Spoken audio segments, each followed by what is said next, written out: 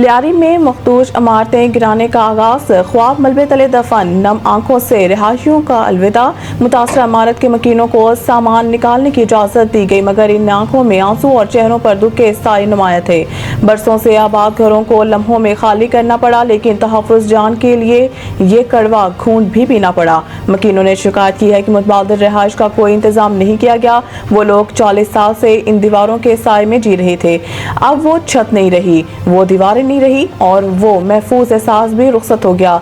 हुकाम के मुताबिक कराची में इस वक्त 586 इमारतें मखदूश करार दी गई हैं, जिनमें जिंदगी खतरे से खाली नहीं। पहले मरले में 51 इमारतों के खिलाफ कार्रवाई का फैसला किया गया है। लियारी की इमारत जो 4 जुलाई को सील की गई थी, इसे सबसे पहले गिराया जा रहा है। सिंध बिल्डिंग कंट्रोल अथॉरिटी के मुताबिक इस इमारत को मुकम्मल तौर पर मिसमार करने में 15 दिन लग गए और इतराफ के दीगर खतरनाक इमारतों को भी एक एक करके गिराया जाएगा। गुफ्तगू करते हुए शर्जील मेमन ने कहा है कि सूबे में 740 इमारतें मखदूश हैं, जिनमें से 51 इंतहाई खतरनाक हैं। इंतहाई खतरनाक इमारतों में से 11 खाली कराई गई हैं। उन्होंने कहा है कि हुकूमत के लिए मुमकिन नहीं कि मखदूश इमारतों के तमाम मकीनों को रिहाइश फराहम करे।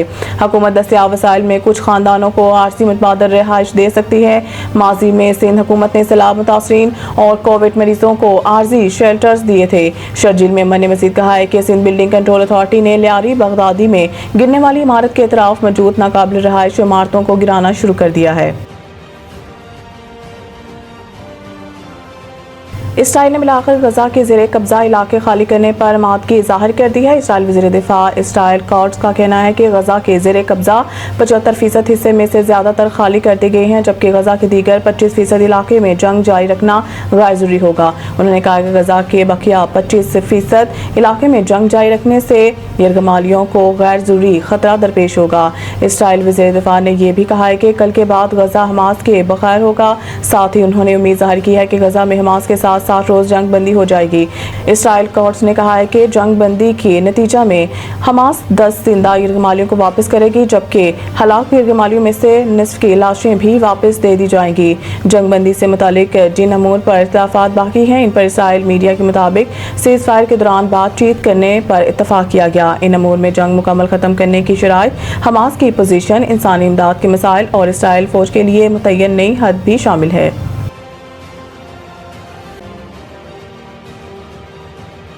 बेकारी और जाली अद्वियात माफिया के खिलाफ क्रैकडाउन किया जाए। वज़ीर दाखिला FIA कराची जोन के दौरे के मौका पर इजलास से खिताब करते हुए मोहसिन नकवी ने कहा है कि हवाला हंडी में मुलव्वस बड़े बड़े लोगों पर हाथ डाला जाए।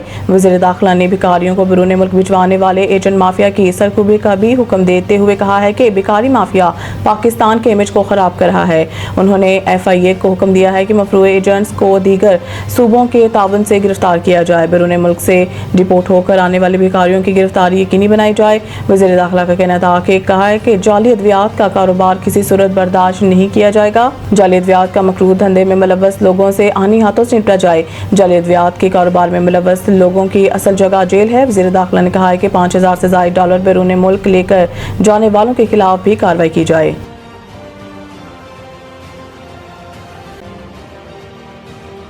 पाक अफगान एडिशनल सेक्रेटरी मुज़ाकरात, पाकिस्तान का अफगान सरजमीन पर दहशतगर्दों के खिलाफ कार्रवाई पर जोर। तर्जुमान दफ्तर खारजा के मुताबिक पाकिस्तान और अफगानिस्तान के वजारत खारजा के दरमियान पीर को इस्लामाबाद में एडिशनल सेक्रेटरी सतह के मुज़ाकरात नायब वज़ीर आज़म वज़ीर खारजा इसहाक डार के 19 अप्रैल 2025 को काबुल के दौरे के दौरान होने वाले फैसलों के तसलसल में हुए।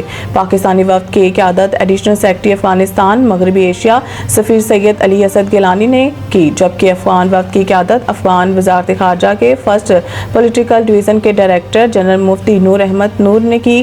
पाकिस्तान ने अफगानिस्तान की सरजमीन पर सरगर्म दहशतगर्द ग्रोहों के खिलाफ मौसर कार्रवाइयों की जरूरत पर जोर देते हुए कहा है कि ऐसे ग्रोह पाकिस्तान की सिक्योरिटी को नुकसान पहुंचाते और इलाकाई तरक्की में रुकावट बनते हैं। इस मौके पर पाकिस्तान ने अफगानिस्तान से कानूनी और दस्तावेजी सफर के सहूलत के लिए अपनी कोशिशों पर रोशनी डाली।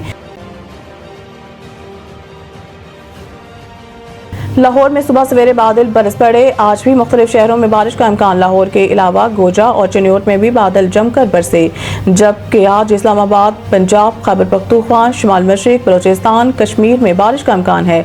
महकमा मौसमियात के मुताबिक गुज़िश्ता 24 घंटों के दौरान काकोल में 31 मिलीमीटर रिकॉर्ड की गई। इसके अलावा बालाकोट और मानसहरा में 40 मिलीमीटर, एबटाबाद 31, मालम जब्बा 17 और बनू में 8 मिलीमीटर बारिश रिकॉर्ड की गई।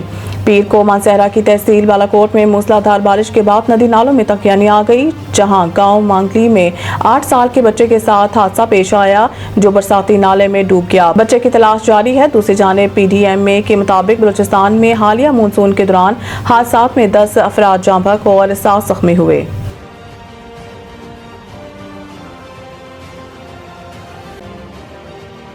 कतरी शहजादी का कारनामा, पाकिस्तान की कातिल पहाड़ी चोटी नांगा पर्वत को सर कर लिया। तफसीलात के मुताबिक कतरी शहजादी शेखा इस्मा आल सानी पाकिस्तान की खतरनाक और 8126 मीटर बुलंद पहाड़ी चोटी नांगा पर्वत सर करने वाली पहली कतरी खातून बन गई।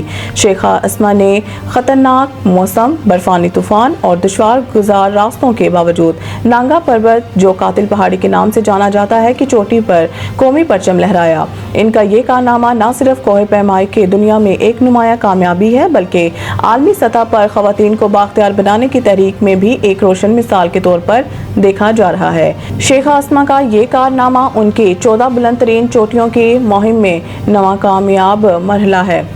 नांगा पर्वत की फतह के साथ शेखा इस्मा आलमी कोहे पैमाओं के सफ में नुमाया होगी। शेखा इस्मा का अज़म और हौसला खवातीन को बाख्तियार बनाने की एक रोशन मिसाल है। इनकी ये कामयाबी कतर का फ़ख्र और खवातीन के आलमी महमात में अहम इजाफा है।